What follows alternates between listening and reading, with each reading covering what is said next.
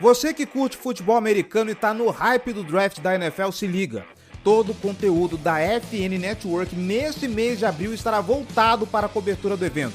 São mais de 20 criadores de conteúdo dedicados a falar de prospectos e expectativas em podcast, vídeo, lives, rede social e tudo mais.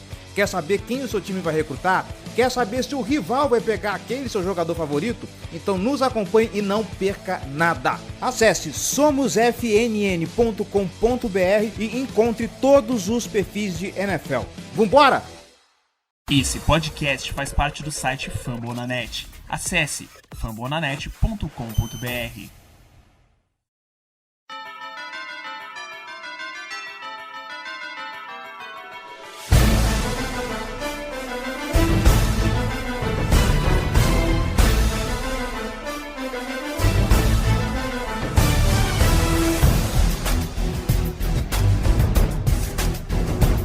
Fala galera, bom dia, boa tarde, boa noite para você que está ouvindo A Casa do Corvo, começando mais um episódio, mais um preview da temporada. Você pode estar estranhando a minha voz, eu sou o Giba Pérez, na verdade a minha voz você conhece, você pode estar estranhando o fato de ela estar abrindo o podcast, né? Estou aqui fazendo o papel de apresentador interino porque o Cleverton não pôde comparecer nesse preview para o jogo contra o Miami Dolphins no Thursday Night Football, na semana 10 da temporada regular da NFL, tá? Já estamos na metade, daqui a pouco tá acabando. Comigo aqui, como sempre, né? João Gabriel Gelli, seja muito bem-vindo a mais um episódio da Casa do Corvo. O Cleverton sumiu, agora nós as vozes de autoridade por aqui, né? Bom, vamos falar um pouquinho desse jogo com o Dolphins, né? Esse jogo mais um jogo de horário nobre do Ravens nessa temporada. Jogo de Thursday Night Football, então semana curta, com viagem, né? Que sempre oferece algum desafio para as equipes, mas vamos repercutir aí um pouquinho de como esse jogo pode se desenrolar. Demos o golpe aqui, assumimos o podcast, né? A verdade é essa. Então, como nosso convidado ilustre para falar sobre o Miami Dolphins, atualizar a gente sobre tudo o que está acontecendo com o Miami Dolphins, Marcos Vieira, do Fincast, seja muito bem-vindo, a casa é sua, fique à vontade, vamos analisar esse jogo, Marcos. Obrigado, Giba. Obrigado, João. Uma honra estar aqui compartilhando o espaço com vocês. Agradeço aí o convite, agradeço aí a torcida do Ravens que está ouvindo também e acho que vai ser um bom confronto para vocês. Para a gente, Miami vive um momento muito conturbado, então a gente não tem grandes expectativas para esse jogo aí.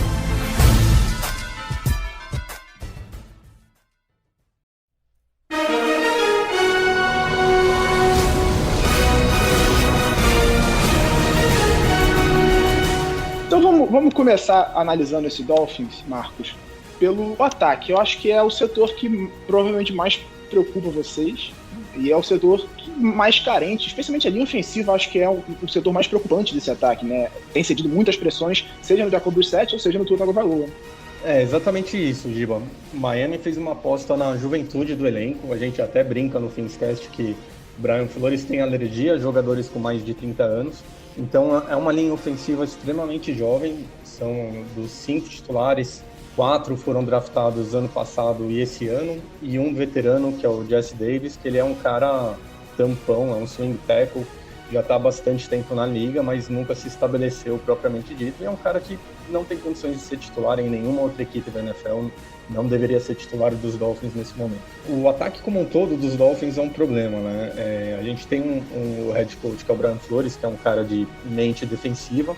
É o terceiro ano dele como head coach dos Dolphins. Estamos com o quarto técnico de linha ofensiva, o quarto coordenador ofensivo em 3 anos. Na verdade, ele fez uma invenção, o professor Pardal. Esse ano ele demitiu, né, o coordenador ofensivo no primeiro ano, demitiu após o final do segundo ano, e agora no terceiro ano ele inventou moda, resolveu ter 2 coordenadores ofensivos, né, que era o técnico de tight ends e o técnico de running backs. Eles estão dividindo a função, e aí parece, quando você filma a cabine ali, parece a cabine da NASA, a sala de lançamento da NASA. Um monte de gente falando ao mesmo coisas diferentes, ninguém se entende, ninguém sabe quem chama a jogada, então desde o começo do ano, Miami ainda não se acertou no ataque, pelo contrário do que a gente viu ano passado, que a gente vê esse ano, Miami regrediu em todas as posições, e muito em parte por causa da própria teimosia do Brian Flores. Dizem nos bastidores que ele é muito difícil de lidar, Então a gente vê técnicos dos Dolphins saindo ao final de cada temporada, não para promoções, mas para movimentos laterais, né? Então eles preferem sair do Miami e trabalhar em outro time da NFL no mesmo cargo, na mesma função, desde que ele não tenha que lidar com o Brian Flores. E não foram casos isolados, foram vários técnicos, né? E aí, por conta disso, é justamente a discussão, né? Na OL, saiu o técnico de OL, o Brian Flores não conseguiu substituir, decidiu promover o assistente de OL, que é o Lemuel Jean-Pierre, jogou no Raiders, jogou no Seahawks. É o primeiro ano dele como técnico de OL e tá uma desgraça, assim. Mesmo o ano passado, quando os jogadores mostraram algum potencial, alguma coisa que a gente esperava uma evolução deles para esse ano, era um ano de muita expectativa para a torcida do Miami, e ver a regressão que eles tiveram, assim, as jogadas, as repetições que eles fazem, é bizarro. O time regrediu muito do ano passado para cá, foi um balde de água fria na torcida. Então, quando vocês que não acompanham o Miami veem o Paulo Antunes pistolando toda semana, às vezes ele era muito corneta, mas esse ano realmente ele tem razão, sabe? A gente veio de um ano que quase foi pro playoff, com campanha 10 vitórias, 6 derrotas, aí 7 derrotas seguidas esse ano, assim, não tem nada que justifique, além da própria incompetência do Brian Flores em montar a comissão técnica dele como um todo, né? A gente fala que ele não é um técnico que coloca os jovens na melhor condição de ter sucesso, então ele evita fazer o que dá certo e tenta inventar, acho que esperando que vá surpreender o adversário, e acaba dando muito tiro no pé. Ele é um time sem disciplina, é um time que comete muitas faltas. Você vê o Jalen Waddle, que chegou para ajudar o Tua, o Jalen Waddle não é usado da forma que ele era usado em Alabama. A gente vê o Tua praticamente algemado, eles não deixam, parece que não confiam no Tua, não deixam ele fazer o que fazia em Alabama, porque o Brian Flores ele tem uma mentalidade que você não pode ter turnover. Então tem que evitar arriscar, jogar o mais conservador possível, aquele estilo New England, de ir movendo as correntes de pouco em pouco, e aí você não vê jogadas explosivas em Miami. E acaba tudo sendo muito frustrante, sabe? Porque joga gasolina na fogueira aí, cria-se narrativas, e a gente vê assim a decepção dos jogadores, a decepção do Tua, mesmo a torcida do Miami que espera ver o Tua, que era o jogador de Alabama, arriscando passes longos, tudo. A gente não vê Miami chamando nenhuma jogada longa, sabe? Um pouco em parte também porque a OL não consegue segurar mais que 2 segundos, né? Então as faltas também não desenvolvem. Então é uma bagunça atrás da outra, assim. É um negócio que pra gente irrita, desanimou, dá até vergonha de ver o Miami jogando. Infelizmente, cara, porque antes da semana 1 tava todo mundo pilhado pra temporada, e agora a gente já tá falando de draft, já tá falando de outra reconstrução, já tá falando de quem vai ser o próximo técnico, quem que vai ser o próximo GM. E aí, dentro disso, eu tenho até uma pergunta para vocês, mas deixo para depois.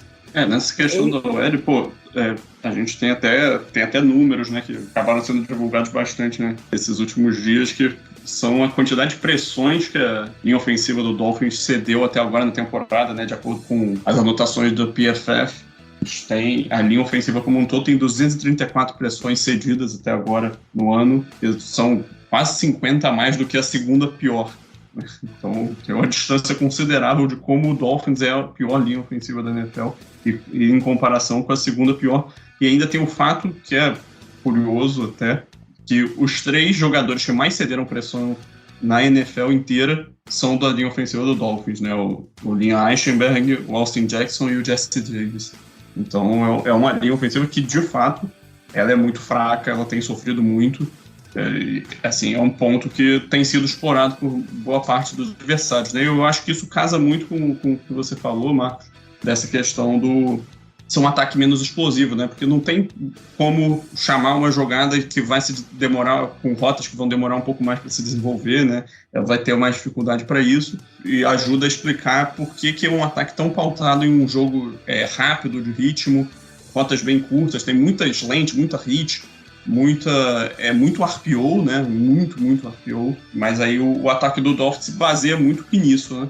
Exatamente, acho que isso que você falou é a única estatística que Miami lidera na liga. individualmente e coletivamente pressões cedidas, e aí justo os 3 titulares da OL de Miami com 34 pressões cedidas cada um é muita coisa. Miami já cedeu esse ano praticamente o mesmo número de pressões que cedeu ano passado inteiro. E fora isso também tem outros problemas no ataque, né? Para surpresa de 0 pessoas, o Will Fuller está machucado, teve uma carreira repleta de lesões em Houston e esse ano em Miami fez apenas 2 partidas, foi o principal reforço da Free Agents, está fora sem previsão de retorno, não retorna para quinta-feira também.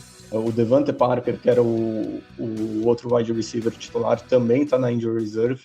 Então, as condições ali para o ataque de Miami, que se esperava que fosse um ataque explosivo, que fosse alongar o campo em rota vertical, rota horizontal, né? Tentar imitar aquela spread offense de Alabama, né? Pro Tua, com Jaylen Waddle, com Will Fuller, com Parker, que seria, em tese, no papel, um bom ataque.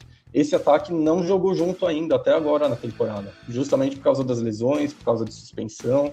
Então, está sendo bem complicado para Miami, não é um ataque que empolga. Miami tem marcado pouquíssimos pontos, mesmo em casa. Miami é difícil passar dos 20 pontos, você não consegue vencer na NFL fazendo 20, 21 pontos. Então, o problema é justamente esse.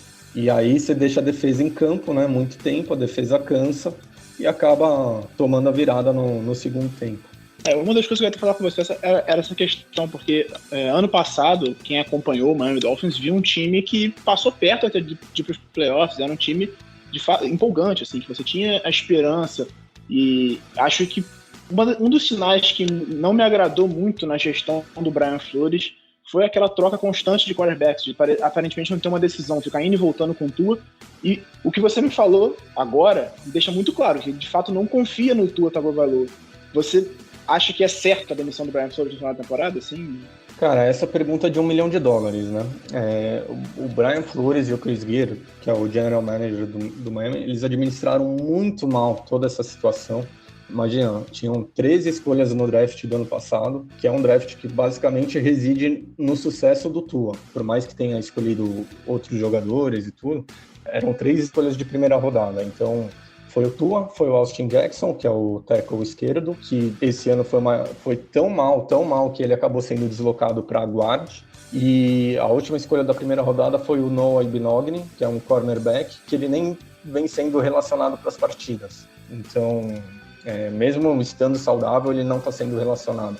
Acho que esse ano ele fez 2 jogos até agora. Domingo passado ele foi relacionado, ele não jogou nem nos special teams. Então, é tudo muito, muito suspeito, né? Porque a gente vê essa situação, por exemplo, com o Deshaun Watson. A torcida dos Dolphins, na maioria, é contra. Assim, 70%, dependendo da enquete que você vê, do jornal, do influenciador, do blogueiro que faz, o mínimo ali é 70% da torcida contra o trade pelo Deshaun Watson. Tanto pelo histórico dele fora de campo, quanto porque a torcida realmente abraçou o Tua, né, e quer ver o Tua sendo desenvolvido. Ele não fez nem 16 jogos ainda na NFL, né? Então, cortar o Tua agora seria muito prematuro, e a gente vê potencial no Tua. Ele tem uma coracidade muito grande, ele tem um release muito rápido, acho que é o segundo release mais rápido da liga esse ano. Ele tem boas leituras ali, só que justamente ele tá o tempo inteiro lutando pela vida dele, né, escapando do sexo. Ele teve lá na segunda semana as costelas quebradas, logo no segundo drive dos Dolphins contra os Bills.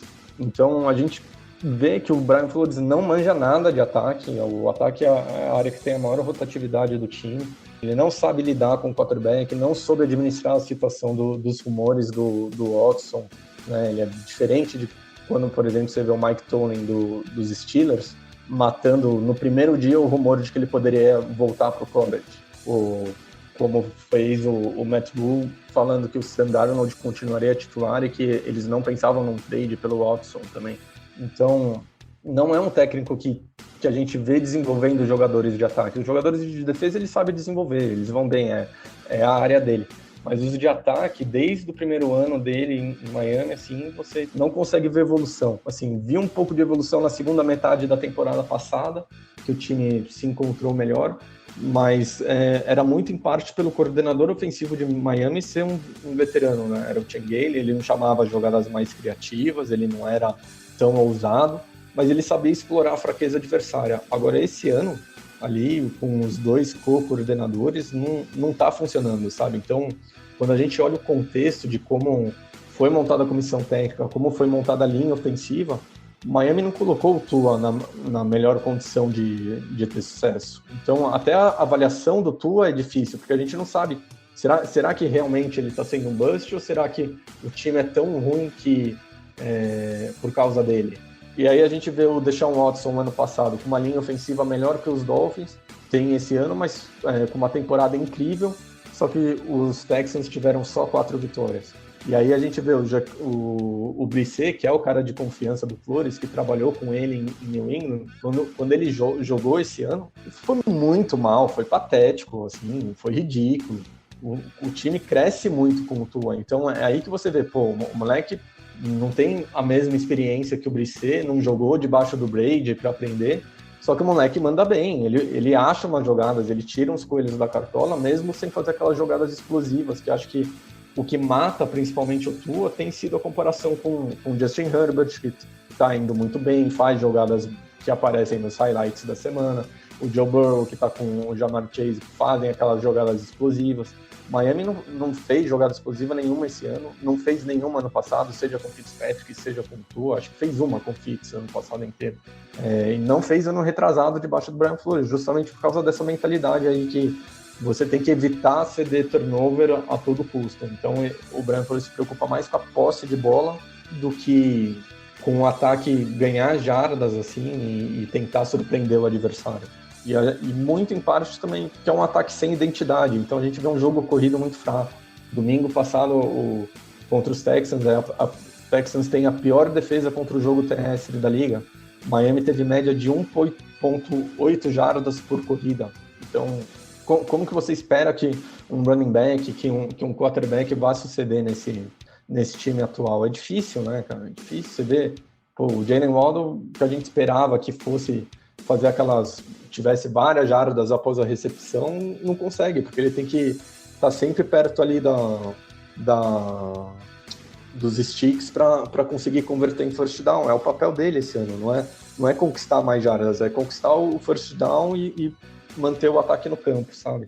Então, até o Mike Gesicki, que é o tight end dos Dolphins, o Brian Flores detesta ele faz jogadas maravilhosas, acho que poderia ser muito melhor explorado, e tem poucos targets por jogo, porque o Brian Flores não gosta dele, porque ele não alinha com a mão no chão para ajudar nos bloqueios, sabe? Não dá para entender essa mentalidade, esse tipo de decisão, e desculpa até ter me alongado, mas de maneira geral, hoje o termômetro da torcida é mais a favor da demissão do Brian Flores do que trocar o Tua, né? E acho que é isso que a gente espera, só que se o Brian Flores conseguir convencer o dono do time a trocar pelo Watson, aí infelizmente eles devem ganhar mais 1-2 anos aí à frente, e eu não vejo Miami melhorando com o Deshaun Watson, porque realmente a gente tem um problema de desenvolvimento de jogadores como um todo, né? Aí seria mais um ano amargando aí falta de resultado. Aí para fechar o ataque, só perguntar aqui, porque é uma questão de dúvida mesmo, acredito que parte da torcida esteja na dúvida. O Tua não jogou a última partida, que ele teve uma fratura, né, no dedo da mão, só que ele estava como reserva para jogar em caso de emergência, correto? Cara, é exatamente isso, e foi muito estranho tudo que aconteceu, né? Porque o Tua queria jogar e ele pediu para jogar, mas ele foi vetado pelo Brian Flores. Então, o cara não tem condições de ser o titular, mas ele tá em condições de ser reserva numa emergência se o Brisset machucar.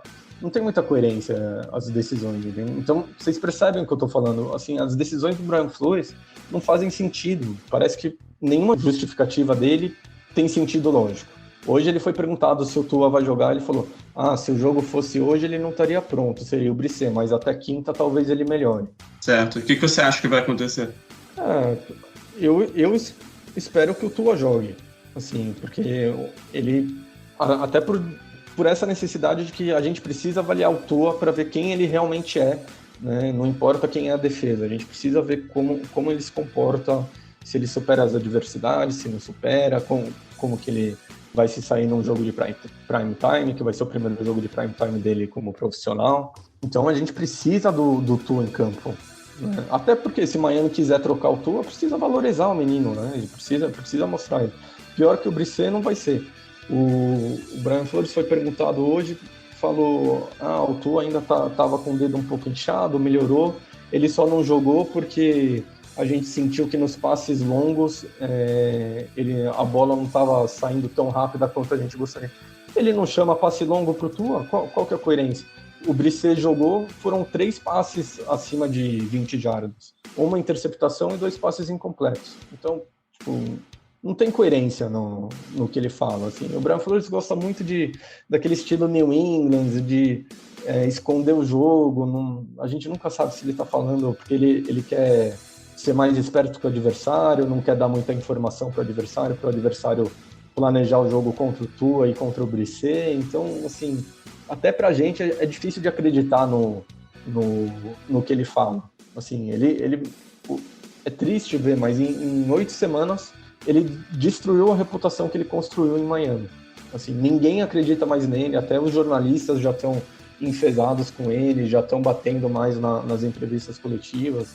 E o Brian Flores é péssimo em entrevista coletiva, ele gagueja, ele não é um cara que tem presença, assim, então é tudo muito bagunçado, assim, E em todo o meu tempo acompanhando o Miami Dolphins, mesmo na época do Adam Gase, não era bagunçado desse jeito, cara. Nem o Adam Gase ainda, pelo menos, tentava, sabe? Agora parece que a impressão que passa é que o time desistiu do Brian Flores, no meio da temporada.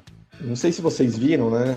No final do jogo contra os Texans, pegaram o Elandon Roberts, que era um cara que veio de New England, né, o linebacker dos Dolphins, é um cara que veio de New England, cara de confiança do Flores, filmaram ele e fizeram leitura labial. E é meio difícil confiar, né? Não foi uma leitura labial feita por profissionais, foi feita pela própria torcida do Miami.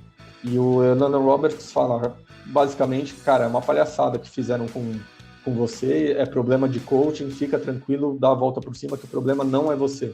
Então gerou mais burburinho, sabe? Passou o deadline do trade, a gente achou que ia ter paz, que não ia se falar mais de Deshaun Watson. Agora, desde domingo, você vê nas redes sociais essa movimentação, essa polêmica aí da torcida discutindo o que o Elandon Roberts realmente falou, qual que é o problema do Brian Flores com o Tua. Então, é tudo, assim, é o circo pegando fogo, cara, infelizmente. Passando agora para a defesa, Marcos, eu acho que a defesa é o ponto mais forte do Dolphins, é o ponto mais confiável desse time, até porque, pelo que você falou do Brian Flores ter naturalidade e familiaridade com o setor.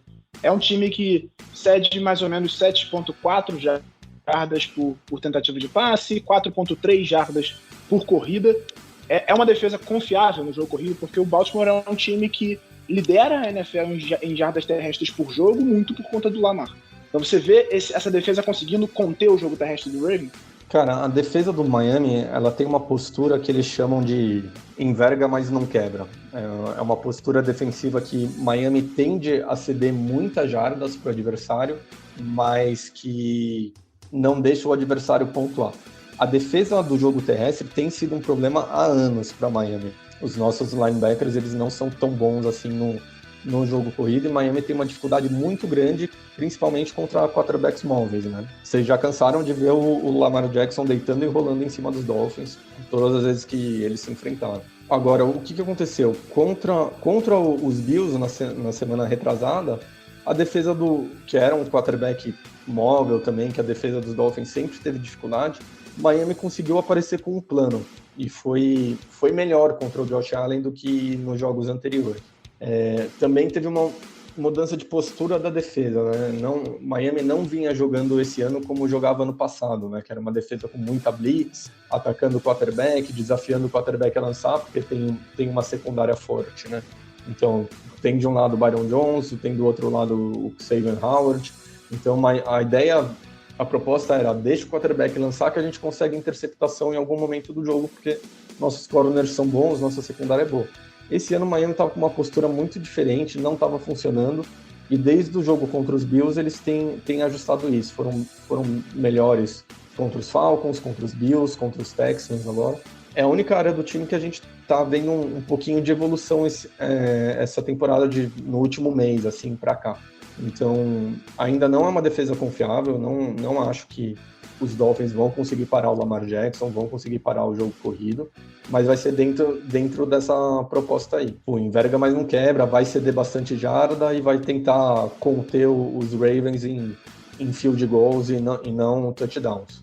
Se a gente olha para os números, né, pelo menos em termos de pass rush, por exemplo, não tem nenhum grande destaque, né? O Emmanuel Ogbah provavelmente é o jogador que mais aparece, é um jogador sólido, né? Um pass rusher bom, mas não deveria ser o principal pass rusher de equipe nenhuma, né? E o Jalen Phillips, que foi escolha de primeira rodada nesse último draft, ainda não mostrou muita coisa. Exatamente. O Emmanuel Ogbah já é o segundo ano do contrato dele, ele vira free agent. Até agora o Miami não fez nenhum esforço para renovar o contrato com ele. Ele e o Gesicki, que são os dois que a torcida mais pede a renovação. Parece que Miami não gosta de bons jogadores e não está disposto a renovar com os dois, ou prefere pagar mais caro na hora que a temporada acabar. Não dá para entender esse critério. O Jaden Phillips, ele tem melhorado semana a semana. Ele não tem conseguido muitos sacks, mas ele tem ido bem principalmente na pressão ao quarterback adversário, né? Falta ele conseguir finalizar essa pressão, começar a somar sack. Mas isso é muito em parte também, porque ele era um cara que atacava o quarterback na Universidade de Miami. Chegou nos Dolphins, o Brian Flores pede para ele fazer o que ele nunca fez na vida, né? Fazer drop back, ajudar na cobertura ao passe. Em vez de alinhar como edge, ele tem alinhado como outside linebacker. Então, tem essa questão da adaptação aí também, que eu acho que colocaram muita coisa no prato dele de uma vez só, em vez de pedir para ele fazer o arroz com feijão, que era o forte dele no college. E aí o principal destaque dessa defesa do Dolphins, imagino que seja ponto comum, né, que seria a dupla de cornerbacks, né, o Xavier Howard e o Byron Jones. O Jones ainda sem nenhuma interceptação na temporada, o Howard conhecido por ser um grande ladrão de bolas, né, um cara que consegue uma quantidade muito grande de interceptações. Como está sendo essa temporada dos dois até agora? Porque assim, se a gente olha os números, aí já sob a ótica do Sports Radar, o Xavier Howard já cedeu 6 touchdowns na cobertura dele, né, e o Byron Jones cedeu 2, os dois cedendo rating de mais de 100 até agora na temporada. Parece abaixo do que se esperava, né, ainda mais tendo em conta o salário que é pago por eles. Exatamente, acho que é uma das secundárias mais caras da NFL. O Baltimore Ravens, muito engraçadinhas, tentaram trocar pelo Howard agora no deadline, mas as duas diretorias aí não conseguiram chegar num acordo. Acho que muito em parte também pelo peso do contrato do Howard. Não sei como que vocês estão de espaço de cap hoje. O espaço praticamente não existe. Terrivelmente mal. E o salário do Howard hoje está em 14 milhões, né? Então, difícil, né?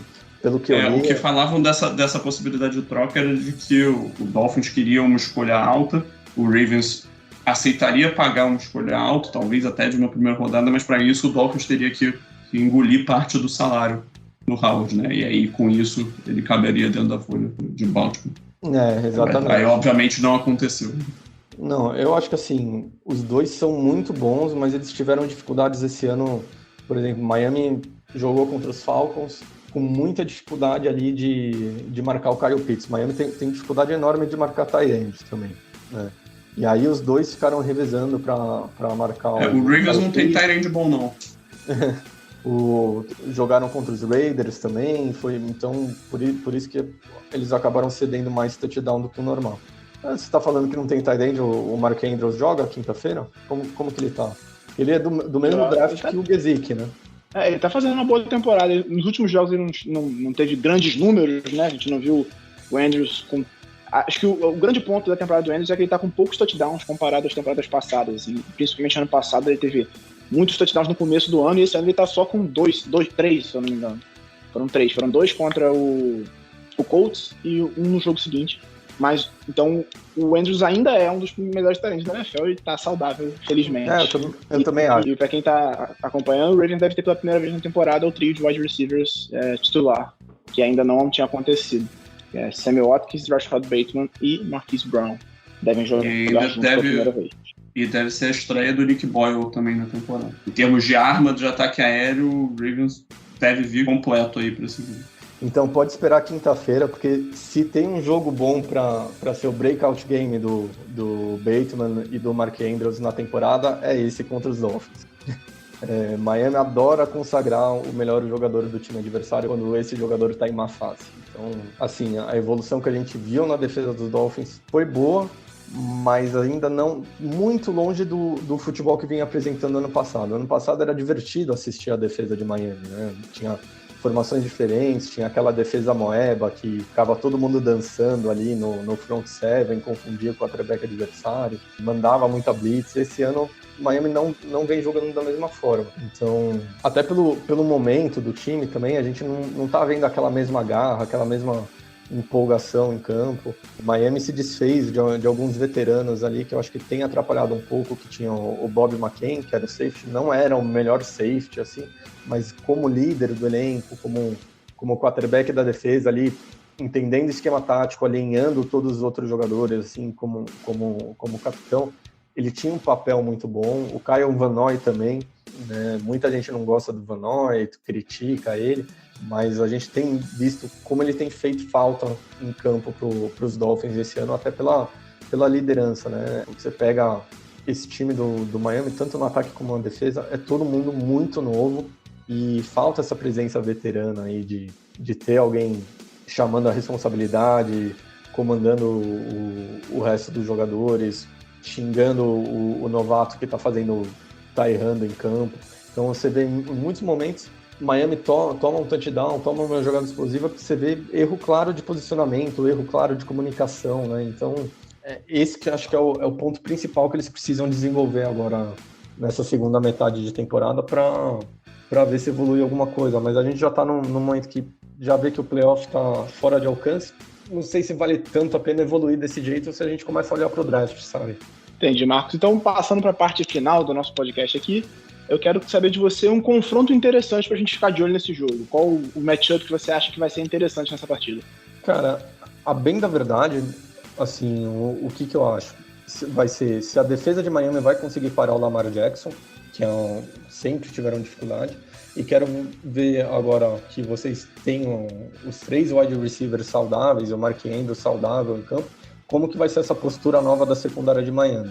Porque vai ser uma prova de fogo para ver se realmente evoluiu nas últimas 2-3 semanas ali, que eles voltaram a ser mais agressivos, voltaram a marcar homem a homem, passaram a primeira metade da temporada marcando por zona, que não era o que vinha fazendo ano passado, voltaram a marcar homem a homem. Assim, a gente viu uma evolução e precisa continuar ganhar corpo em cima disso, né? Então, acho que isso que vai ser a parte mais empolgante do time de Miami realmente tem sido a defesa, né? Foi um time construído para ter uma defesa que segura o adversário e para o ataque marcar poucos pontos.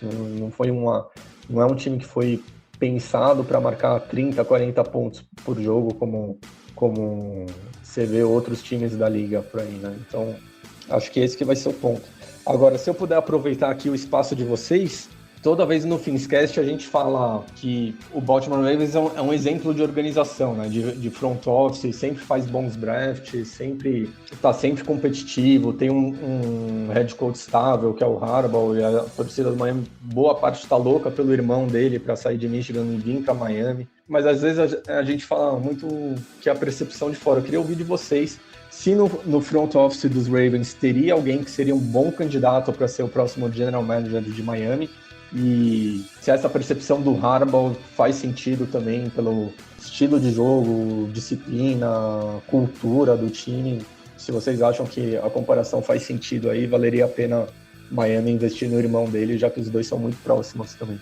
Eu acho que o Harbaugh é um dos melhores treinadores da liga, isso eu não tenho dúvida. Para mim, candidato a treinador do ano mais uma vez, e isso faz muita diferença.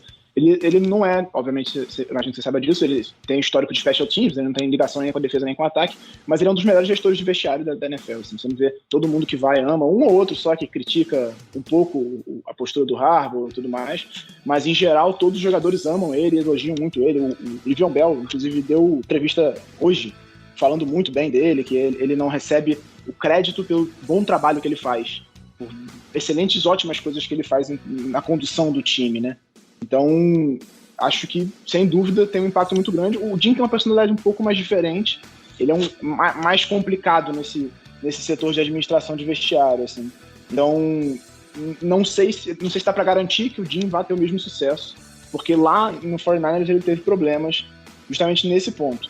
Sobre um cara que se destaca no front office do Ravens, eu sinceramente não vou ter nenhum nome para te apontar agora, porque em geral esses caras que ficam por baixo nos scouts e tudo mais são mais desconhecidos, assim. O Joe Ortiz é um cara eu falaria do Joe Ortiz, mas eu não sei se ele tá... eu não sei até que ponto ele tem no cargo de general manager, eu imagino que tenha, né? Mas é o cara mais conhecido desse player personnel, né, que chama, e é o cara mais conhecido desse por baixo da costa, eu diria. Isso, nesse momento mas o Ravens sempre foi um time que conseguiu manter muito, né, essa estrutura de front office em casa. Foi o caso do DeCosta, né, que ele fez entrevistas em muitos lugares, mas ele sempre foi preparado para ser o sucessor do Ozzie Nilsson, e até que esse momento chegou, né? Assim, não é um time que costuma perder gente para fora nessa parte. Agora, sobre o Jim Harbaugh especificamente, eu acho que o John é mais treinador que ele, sem muita dúvida, tá? Acho que o Jim é um cara que tem uma boa mentalidade ofensiva, mas ele tem alguns problemas de gerenciamento de elenco. Ele precisa arrumar alguns coordenadores bons. O trabalho dele em Michigan é um pouco decepcionante, então... eu vejo que tem muita colaboração entre os dois, né? Desde que o John foi para Michigan, daí um aparece no vestiário do outro, dá palestra, sim. faz essa o Ravens drafta muitos jogadores de Michigan, né? Até por causa dessa conexão próxima. E todos dão errado. É fácil de conseguir informação sobre os jogadores. Assim, né? Eu suspeito até demais, né? Todos os jogadores de Michigan, desde que o Jim Harbaugh foi pra lá, que vieram pro Ravens, nenhum deles se destacou. Assim. Não tem um que você fala, pô, esse cara foi muito bem. O Chris Wormley foi o melhorzinho e tá no Steelers. Mas a percepção de vocês, como torcedores, assim, vocês acham que o Ravens faz bons drafts, ou é a gente que olha de fora e fala, pô, se a gente draftasse igual o Ravens, a gente estaria melhor? Faz bons drafts, sim. É uma força do time.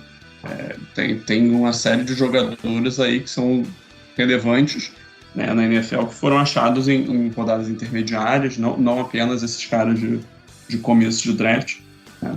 A partir do momento que você acha um Lamar Jackson na 32ª escolha, todo o seu processo se acelera, né? Se facilita. Ainda se a gente está falando da condição atual. É um time muito bom de draft, é um time bem gerenciado. O John Harbaugh, especificamente, ele é um cara muito versátil, um cara que se adaptou muito a essa revolução de analytics que passa pela NFL, um cara que é muito agressivo, tem uma mentalidade boa de tomada de decisão. É difícil você ver ele errando uma decisão de uso de tempo, uma decisão relevante de ir para uma quarta descida ou não. É um cara que, quando o Ravens começou a botar o Lamar Jackson, ele soube adaptar o ataque, conversar com o Greg Roman e mudar a filosofia ofensiva do Ravens no meio da temporada, algo que é bem comum de você assistir. Assim, de verdade mesmo, eu acho que o John Harbaugh é um cara que vai estar na discussão para entrar no Hall da Fama no futuro.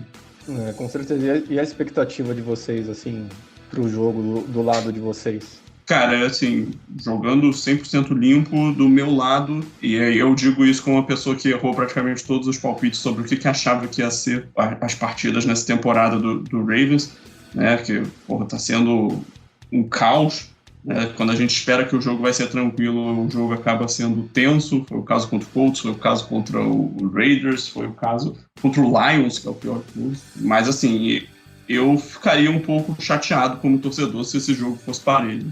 Tá? Eu espero que o Ravens vença bem essa partida. Eu acho que é um time que se coloca e se propõe a ser um candidato a ser campeão da AFC, ele tem que vencer um jogo desse contra um adversário que é um dos piores times da AFC nesse momento. Eu aposto no Ravens, acho que vai ser uma vitória por umas 2 ou 3 posses de bola. Marcos, um palpite e uma bold prediction pro jogo. A gente já tá entrando nessa seara de o que espera do resultado do jogo, então dá um palpite de placar do jogo e uma bold prediction. Você acha que pode acontecer, né? Cara, a minha opinião, eu vou repetir a mesma coisa que eu falei no Finscast, tá? Eu apostei ali em 35-16 pro Ravens, porque se for o Brissett que vai jogar mesmo, não acredito em nada nesse time. Agora, bold prediction seria aquela velha máxima lá, né, de que os times, depois de um jogo muito emocionante, tendem a cair na rodada seguinte, né, que foi a vitória de vocês na prorrogação. No domingo ainda tem viagem, vai para Miami, que já é um clima mais quente, que desgasta mais o adversário, semana curta. Então, talvez seria o que poderia desequilibrar o jogo, aí seria justamente esses fatores extra-campo, né? Que aí talvez Miami consiga emparelhar e ter vantagem física sobre o adversário. Mas é muito bold, cara. Eu, sinceramente, não acredito nisso. A unanimidade do Finscast, todo mundo já deu esse jogo como perdido, e era um jogo que no começo da temporada a gente falava, pô, esse é um jogo pro Miami fazer um statement game, né? Falar, pô, agora vou ganhar do Ravens em casa, horário nobre, e mostrar que viemos para competir, para disputar ali a divisão e desbancar o Buffalo Bills. E, bom, já falei tudo, né? O balde de água fria que foi, então, infelizmente, ninguém tem muita fé nos Dolphins atualmente. Então você, João, um palpite e uma bold prediction para esse jogo. O palpite já ficou aí, né? Acho que o Ravens ganha com umas 2-3 posses de bola. Acho que vai ser números. Quero números. 27-10. Minha bold vai ser de que o Rashad Bateman vai desencantar em termos de touchdown. E não vai fazer só um, ele vai fazer 2 touchdowns. Essa é a bold clássica, né? A gente tá tentando já tem umas 3 semanas emplacar essa bold do Bateman. É a primeira vez que eu faço essa. Então, estamos na torcida. E aí eu queria complementar, né, que vai ser um jogo interessante da ótica do Ravens de acompanhar como é que vai ser a utilização, né, desse trio de wide receivers, já com o retorno do Boyle, com o Mark Andrews saudável, como que o Greg Roman vai botar esse personnel em campo, né? Se ele vai usar muitas formações com 2 tight ends, se o Mark Andrews vai sair um pouco mais de campo, se ele vai usar 3 wide receivers, os 3 ao mesmo tempo, qual vai ser o espaço que vai sobrar para o Devin Duvernay, tá fazendo uma temporada legal. Vai ser interessante acompanhar como que eles vão ser usados, né? Em qual função cada um deles vai aparecer. Vamos ficar de olho um pouquinho nisso também. Então, meu palpite é 30-21. Acho que o Ravens vai sofrer mais do que deveria, mas enfim, vai cobrir o spread, né? Ele é favorito por um touchdown nesse momento. E a minha bold é que o Marlon Humphrey vai ter 2 interceptações nesse jogo, em cima do Jacoby Brissett. E Marcos, para te deixar uma mensagem de alento, o Ravens é o time que mais cede big plays na temporada até aqui. Foram 9 jogadas de pelo menos 40 jardas cedidas para os ataques adversários. Então, se tem um momento para esse ataque do Miami Dolphins explodir, enfim, é esse jogo. Pô, se o Jalen Waddle não repetir uma jogada daquelas que ele fazia em Alabama com o Tua, aí é para fechar a casinha do ataque, então, e voltar só ano que vem. É bust. Então, Marcos, muito obrigado pela sua disponibilidade de estar aqui e vir falar sobre o Miami Dolphins. O microfone é seu, faça seu jabá, faça a sua propaganda aí. Valeu, Giba, valeu, João. Eu que agradeço vocês pelo espaço, pelo tempo. Desculpa se eu falei demais aqui. Acho que todo mundo que é da torcida de Miami está fazendo sessões de terapia em grupo e só desabafando atualmente, porque realmente a decepção foi muito grande. Eu, pessoalmente, não me lembro de uma temporada tão decepcionante dos Dolphins. Isso porque lá atrás a gente teve temporada de 1-15, então é que realmente a expectativa era grande para esse ano. E tenho certeza que o pessoal do Finscast vai ouvir também. A galera está sempre buscando, sempre querendo aprender mais. Então vai ser legal ter essa perspectiva aí, ouvindo o lado da torcida de vocês. E foi um prazer fazer esse crossover. Tenho certeza que a galera vai gostar. Muito obrigado. Bom jogo para vocês. E espero que as bold predictions de vocês não sejam tão humilhantes para nós. Muito obrigado, Marcos. João, forte abraço. Sempre um prazer estar aqui com você para falar sobre Baltimore Ravens. É isso, estamos juntos. Muito obrigado, Marcos. Semana que vem a gente está de volta para repercutir um pouquinho de como foi esse jogo. Esperamos que com uma grande vitória nesse Thursday Night Football, o 4º jogo de prime time do Ravens na temporada. Muito obrigado pela sua audiência aqui na Casa do Corvo. Até a próxima. Espero que com o Cleverton tirando o chinelinho e aparecendo de novo para apresentar esse programa. Valeu, gente. Até a próxima.